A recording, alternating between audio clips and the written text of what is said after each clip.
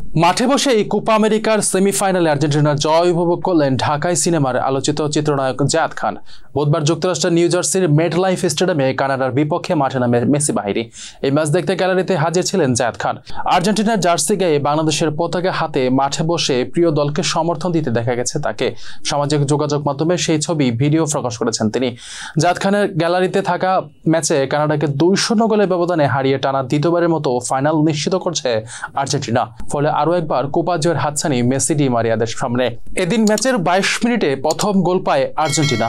মাঝমাঠ থেকে Rodrigo D পলের long pass ধরে প্রতিপক্ষ ডিফেন্ডারকে পাস কাটিয়ে জালে বল জোড়ান আর্জেন্টিনার নাম্বার 9 হুলিয়ান আলভারেজ। বিরতির আগ পর্যন্ত এটি ছিল আলবি সেলেস্তেদের একমাত্র অন টার্গেট শট। এরপর লিড দ্বিগুণ করেন লিওনেল মেসি। এনজো ফার্নান্দেজের গোলমুখে শটে পা ছুঁয়ে নিজের প্রথম গোল আদায় করে নেন এই তারকা। গোলের পর খানিকটা বিতর্ক হয়েছিল অফসাইড প্রসঙ্গে।